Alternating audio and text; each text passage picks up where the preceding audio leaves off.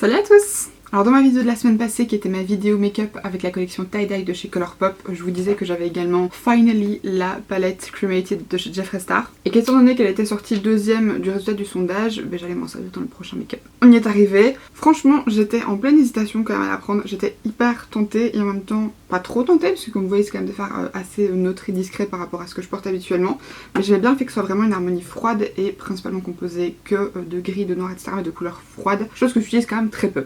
À part dans les violets ou les bleus, mais sinon j'utilise peu de gris. Et comme je sais que j'aime beaucoup la texture de Jeffree Star, je me suis dit que ce serait peut-être un petit peu l'occasion de tester avec des fards dont j'étais presque certaine d'aimer la texture. Pour une fois, j'adore le packaging puisque c'est tout fin, tout plat et hyper pratique à ranger. C'est exactement le même en fait que la Jawbreaker, c'est vraiment la même taille, même épaisseur et tout.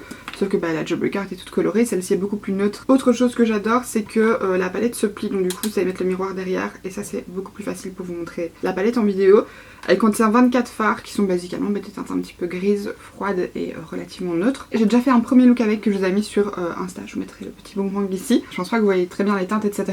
Mais en fait j'avais choisi les teintes un petit peu plus chaudes de la palette. Comme d'hab, j'ai déjà fait mes sourcils et on va tout de suite passer au reste. J'ai envie d'encore une fois tester la base Révolution toute seule, donc sans en mettre une autre en dessous parce que la fois passée j'avais testé avec mes fards Colourpop et ça a fini par filer dans les plis, mais j'avais recouvert de paillettes donc je me dis que peut-être qu'en la mettant toute seule j'aurais moins ce problème là, donc c'est ce dont je me sers aussi en ce moment pour pouvoir redessiner le dessous de mes sourcils. Alors par contre, le truc trop bizarre c'est que dans une palette aussi neutre, moi je me serais attenue à avoir un fard quand même couleur char avec lequel je pourrais poudrer mon dessous de sourcil, ce qui là n'est malheureusement pas le cas, donc du coup je vais venir prendre la palette Jawbreaker et je vais venir prendre la teinte Virgin qui est juste ici que j'ai déjà pas mal entamée dis donc. Je vais venir l'appliquer avec un pinceau 227 de chez Belly au niveau du dessous de mon sourcil, poudrer juste mon arcade sourcilière comme d'habitude. Ensuite je crois que je vais quand même faire un make-up très froid aujourd'hui parce que j'ai envie de tester les autres teintes. Si jamais vous voulez que je vous fasse un autre look avec celui que j'avais déjà fait sur Instagram, dites-le moi dans les commentaires et je le ferai. Mais du coup je vais commencer avec la teinte Life Insurance qui est juste ici, que je vais venir prendre avec mon pinceau E12 de chez Wycon comme d'habitude. Alors c'est un fard que vous savez vraiment moduler en fait. Quand j'en ai mis qu'un tout petit peu, c'était gris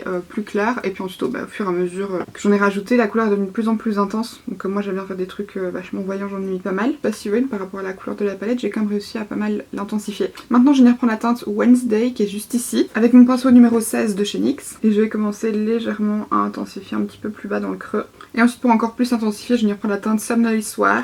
Je vais venir prendre ça avec mon petit pinceau de chez MSQ et je vais venir vraiment insister au niveau du coin externe et de l'extérieur de mon creux. J'aime trop le fard là presque noir, j'ai trop envie d'utiliser ça. J'ai peur que ça fasse un peu beaucoup mais why not? Je fais jamais des smokies presque noirs donc on va prendre ça. C'est la teinte Angel of Death, c'est en fait la teinte lumineuse la plus foncée de la palette.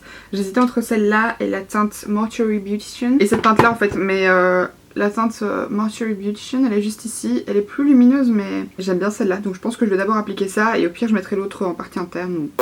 We'll see. Je vais comme d'hab la prendre avec le doigt, je pense que ce sera le plus simple surtout que c'est des fards relativement épais et je vais venir tapoter ça sur ma paupière. C'est trop drôle parce que quand vous le prélevez il a l'air assez épais mais une fois que vous l'appliquez il se fond vraiment dans la peau. C'est pas mal du tout, la texture est vraiment bien. Et alors avec mon petit pinceau MSQ, je vais venir reprendre la teinte Somnolly Soir et la teinte Horse qui est le noir mat. Ok, alors maintenant que j'ai fini le dessus des yeux, je vais passer au teint parce que c'est ça qui va faire toute la différence, surtout si vous faites un gros make-up comme ça et encore plus avec des teintes claires, avec des teintes froides parce que généralement, moi je trouve que ça fait beaucoup plus ressortir les imperfections qu'un make-up avec des sous-tons chauds. Alors en base de teint, je vais venir prendre la Flawless Finish de chez Primark. Je suis trop chiante avec cette base, j'ai l'impression de l'utiliser tout le temps mais je la trouve vraiment bien et efficace donc hop. Celle-ci je vais l'appliquer partout pour donner un petit peu de lumière. Et là au niveau juste de mon front, de mon nez et en fait les zones où je veux un peu lisser et matifier, je vais venir prendre la base Guerlain l'essentiel. Parce que vu l'état de ma peau en ce moment j'aime pas mettre masse de fond de teint et tout parce que j'ai énormément de texture mais avec un make-up pareil je vais pas avoir trop de choix. Donc par contre au niveau du bas de mon visage c'est déjà un peu mieux, je sais pas si vous voyez mais j'ai plus que quelques boutons et le reste il n'y a plus que des toutes petites traces de cicatrices. Par contre au niveau de mon front je sais toujours pas quoi faire. Parce que ça pour le coup ça s'améliore pas du tout, j'ai toujours plein de petits boutons mais genre masse. Je vais pas mettre de fond de teint liquide parce que j'essaie quand même vraiment d'éviter. Je vais juste venir camoufler mes petites imperfections et mettre mon anti-cerne sous mes cernes comme j'aurais fait en temps normal. Donc pour mes imperfections je vais venir prendre l'anti-cerne L'Oréal en teinte 331. Et par contre je vais venir faire ça à l'éponge parce qu'aujourd'hui je voudrais être sûre que ça fasse un fini le plus naturel et le plus fondu possible. Et alors comme anti-cerne en tant que tel, je viens appliquer mon Born This Way mélangé à mon Tarte parce que le Born This Way il est un peu limite question couleur et au moins que le Tarte je pourrais un petit peu illuminer. Et là par contre je vais bien revenir quand même jusqu'au coin externe parce que je voudrais être sûre que ça sculpte bien le maquillage. Et pour venir poudrer ça, j'ai pris une nouvelle poudre de chez Essence, c'est la My Skin Perfector, ça est supposé être une poudre libre qui donne un effet mat et un peu blur. Bref, ça va un petit peu lisser quoi. Moi j'ai pris la teinte 01 Light et vous voyez que c'est déjà vachement coloré donc... Pour poudrer les petites zones de mon visage, comme d'hab, je prends mon pinceau de chez Will Techniques, j'allais dire de chez Essence, n'importe quoi, non. Une fois que j'ai poudré mon teint, comme d'habitude, j'ai fixé mes sourcils, j'utilise le gel transparent de chez Morphe. En base, pour mon ras de cils inférieur, je viens reprendre le crayon 626 Night de chez NYX. C'est un jumbo, je sais plus s'il existe encore. Donc comme d'habitude, je vais appliquer ça en muqueuse et au niveau du ras de cils. Et je viens dégrader ça avec mon pinceau carré de chez Morphe. En fard, au niveau du long de mon ras de cils, je vais d'abord tapoter et blender avec la teinte Somnolent Soir. Toujours avec mon pinceau de chez Morphe, mais que je suis venue frotter pour ne plus avoir d'excédent de matière grasse en fait. Et évidemment, pour venir blender tout ça, je viens prendre mon petit pinceau MSQ. Et je reprends la teinte la plus claire, donc la Life Insurance. Et aujourd'hui j'avais envie d'utiliser celui de Glossier que j'ai utilisé dans ma info si vous ne l'avez pas vu, mais j'avais vraiment bien aimé à l'utilisation. La couleur est très jolie, la Pale Pearl, mais qui a un très joli... Ok, alors hors caméra, comme d'habitude j'ai appliqué mes faux cils, mon mascara et j'ai également mis du crayon noir dans ma muqueuse du dessus. Quand vous faites un smoky c'est un peu obligé. Je vais juste mettre un petit peu de fard en coin interne et je vais commencer avec la teinte Pale Bearer, je crois que c'est comme ça que ça se dit, le gris argent juste là qui paraît très foncé. Mais en fait je vais d'abord mettre ça et par dessus je vais mettre Diamond Ashes qui est un fard presque blanc. Mais je vais d'abord mettre le argenté en dessous parce que je voudrais pas que ce soit blanc blanc. Parce que par rapport au smoky je crois que ça va pas être très joli. Vu que c'est un fard qui est quand même assez épais et un peu pailleté, je vais venir humidifier mon pinceau, je pense que ça s'appliquera mieux. Alors comme bronzer c'est pareil, j'en ai un nouveau, c'est le Sungasm de chez Catrice. J'ai pris la teinte 01 Golden Ecstasy, en fait c'est des bronzers un petit peu lumineux comme ça, je le trouvais trop beau. Je pense que c'est une édition limitée, je sais pas comment ça se présente ailleurs, mais en tout cas chez nous en Belgique, dans les Croix-de-Batte, c'est sur des petits stands sur le dessus. Je viens appliquer ça avec mon pinceau Buffing Brush de chez Will Techniques. En blush j'en ai un nouveau mais j'ai peur que ça aille pas du tout avec le look. Je viens reprendre un petit blush de chez Tarte qui est dans la teinte Traveled parce que c'est une teinte qui est très neutre et assez discrète et je préfère mettre ça pour pas que ça jure de trop avec les yeux en fait. Et en highlighter c'est pareil, j'ai aussi une nouvelle palette et là c'est de chez Essence, je la trouve trop belle, le packaging est hyper bien fait je trouve. C'est la Choose Your Glow et du coup dedans vous avez 3 highlighters un petit peu cuits comme ça, vous voyez carré.